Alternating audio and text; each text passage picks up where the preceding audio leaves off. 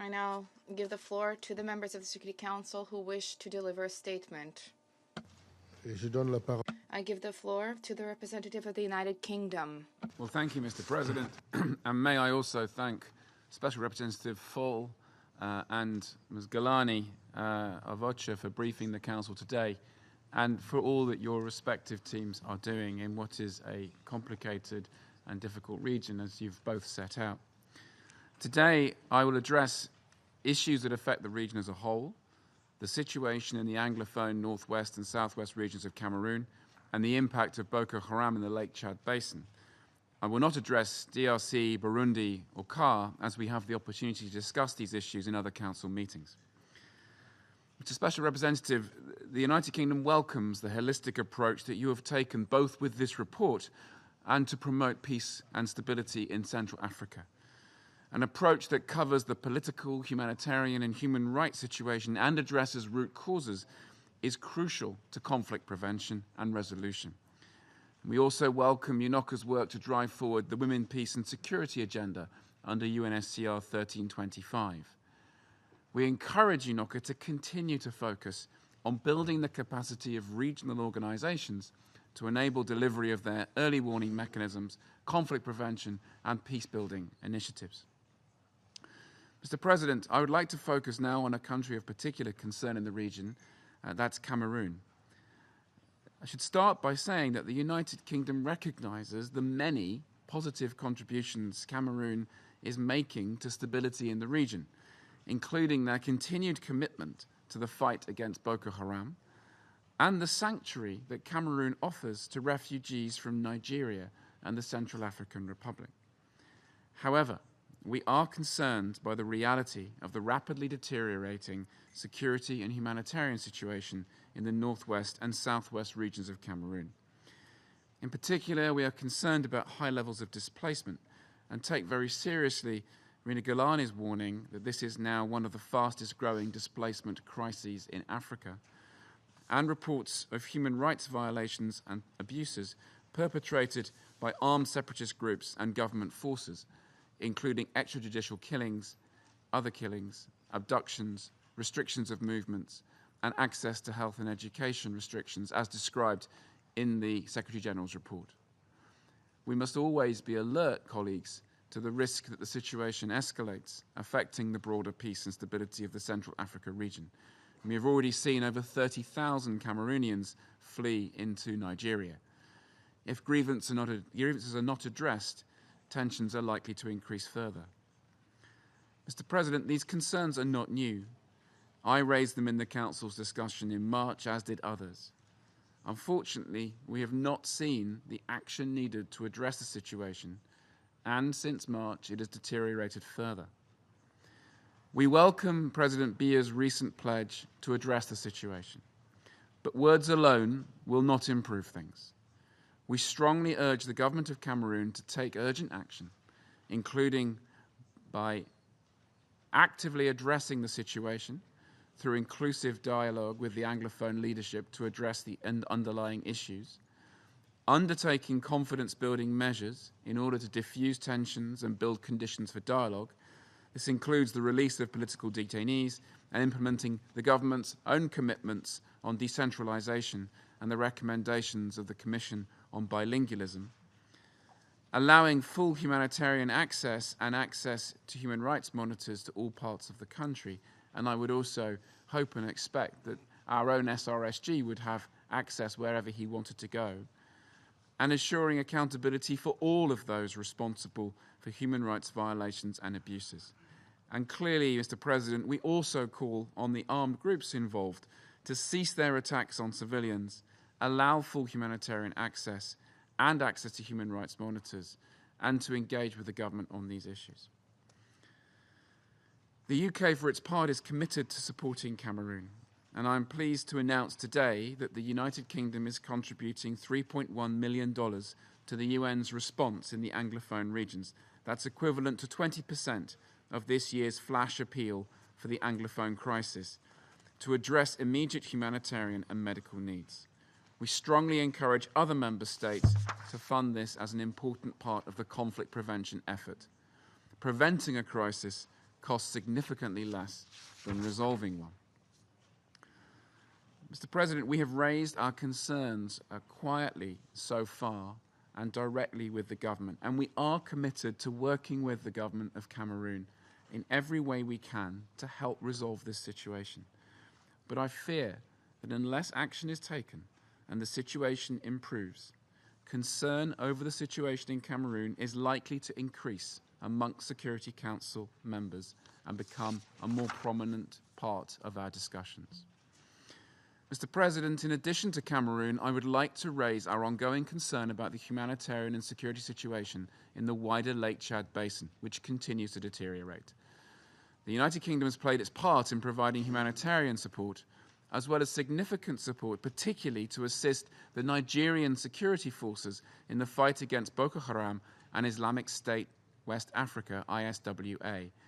But this matter needs the ongoing focus and support of the international community.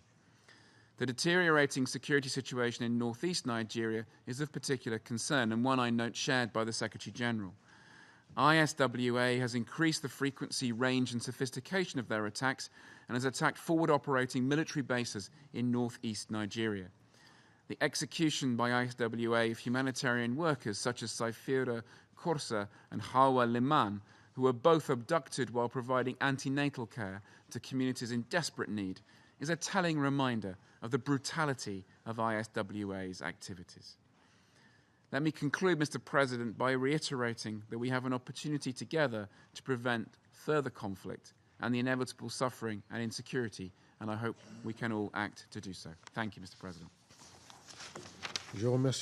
I thank the representative of the United Kingdom for his statement. I now give the floor to the representative of Sweden. Merci beaucoup. Thank you, sir. SRSG Fall and Madame Gilani for your briefings today and for your tireless, very important efforts. You can count on our support, both on the preventive action of UNOCA and the humanitarian efforts of OCHA.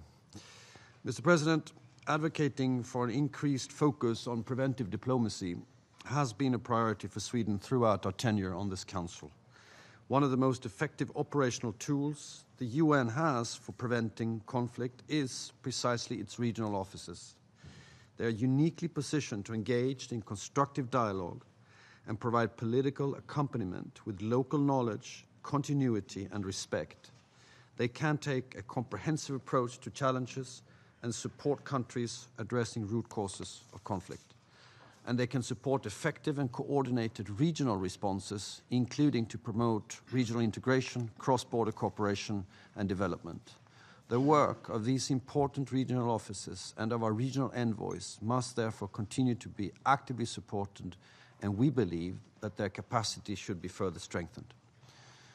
Mr. President, my Foreign Minister, Margot Wallström, witnessed firsthand the devastating effects of climate change on local communities, especially women, during her joint visit to Chad this summer with you, SRSG FAL, as well as the Deputy Secretary General, Amina Mohammed. Climate-related security risks is one of the challenges that requires both a holistic approach and a regional response. We welcome the expanded analysis on climate and security in the Secretary General's report. We hope to see this approach replicated also in other regions and in all parts of the UN system. The rise in conflicts between farmers and herders, aggravated by the impact of climate change, is a worrisome development.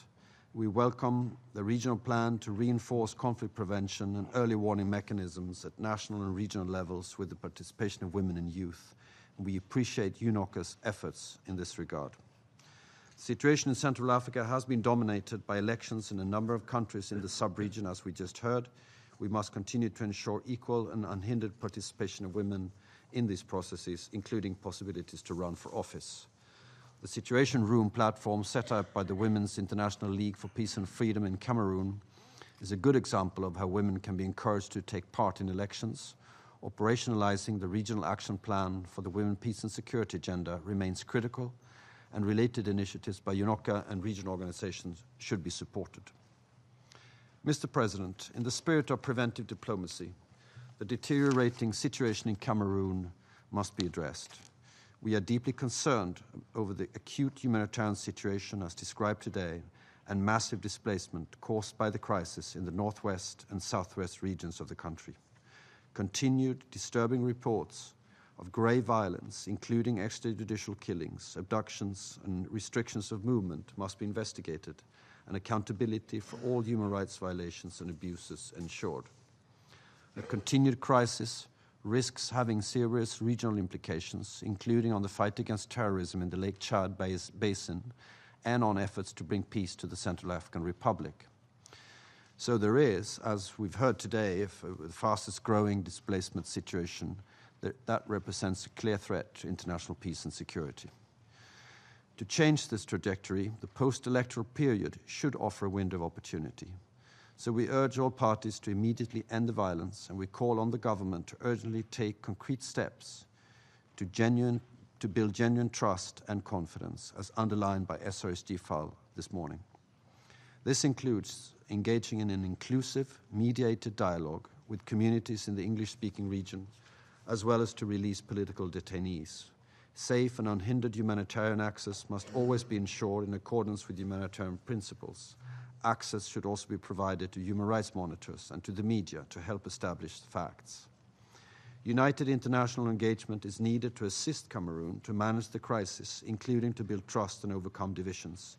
International support is also needed to address the humanitarian situation. We therefore encourage the government to seek support from the UN and regional actors. If the crisis continues to deteriorate and steps are not taken to address the situation, this Council should consider options for more active engagement in a spirit of prevention. Mr. President, the security situation in the wider Lake Chad Basin remains one of deep concern.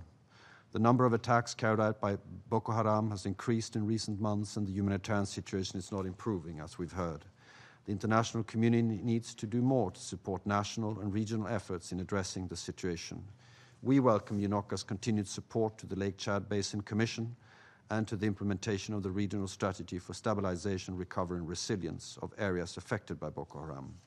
Sweden will continue to contribute, including with substantial humanitarian assistance, as well as through the EU's development cooperation and support to the multinational joint task force in the fight against Boko Haram.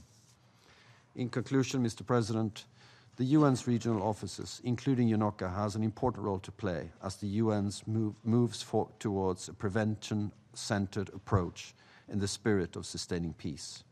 Many of the security risks we face today, such as climate change and terrorism, are not bound by national borders, but will by default need regional and international responses. Also, beyond our membership on this Council, we will continue to advocate for an effective conflict prevention, including through supporting local responses by the UN's regional offices and regional organizations. And we expect to remain a major humanitarian donor in response to the huge needs outlined by Director Helani today. And we urge others to join us and to respond to her appeal this morning. Thank you very much, Mr. President. I thank the representative of Sweden for his statement. I now give the floor to the representative of the United States. Thank you, Mr. President. Representative Fall and Director Galani, thank you for your briefings today. Your work is vital to a region facing a wide range of political, economic, and social challenges, particularly in Cameroon, on which I will focus my remarks. The security and humanitarian conditions in Cameroon's northwest and southwest regions have significantly deteriorated since the last UNOCA briefing to the Security Council in June. Violence continues to escalate, obstructing vital humanitarian aid delivery to over 430,000 IDPs and blocking health and education services to rural children. Mr. President, October was the most violent month on record in Cameroon in recent years, and judging from anecdotal reports, we fear that November will surpass October as the bloodiest month on record. We don't want to see that horrible trend continue again this month in December. The violence must stop now. Violence between government and Anglophone separatists has resulted in killings and abductions of civilians, including a U.S. missionary who was killed on October 30th. Faced with mounting insecurity, tens of thousands of Cameroonians have fled to neighboring Nigeria, as we've heard, while hundreds of thousands have been internally displaced and need humanitarian assistance. The stakes in Cameroon are too high for this crisis to continue unaddressed. Cameroon remains an essential security partner in the fight against Boko Haram and the Islamic State in West Africa, including as a member of the multinational Joint Task Force. The continuing crisis threatens to detract from our mutual security objectives in the Lake Chad Basin. Mr. President, the United States calls for an immediate and broad-based reconciliatory dialogue without preconditions between the government of Cameroon and separatists in the northwest and southwest regions. We urge all sides to forswear violence, to restore peace, and to resolve their grievances through political dialogue.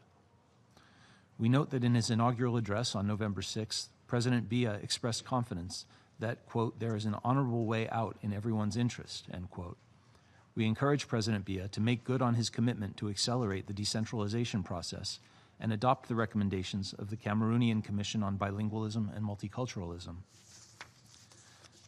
The creation of a government-led Humanitarian Assistance Coordination Center is a promising development. However, the government has done little to address concerns over its own lack of respect for humanitarian principles of neutrality and impartiality, and the guarantees of unhindered access to conflict-affected populations. We urge the government of Cameroon to prioritize respect for humanitarian principles and to ensure unobstructed access for UN agencies and humanitarian NGOs assisting conflict-affected populations. Mr. President, the United States believes that UNOCA, through the good offices of Special Representative Fall, could provide technical assistance and mediation support to facilitate a broad-based reconciliatory dialogue without preconditions.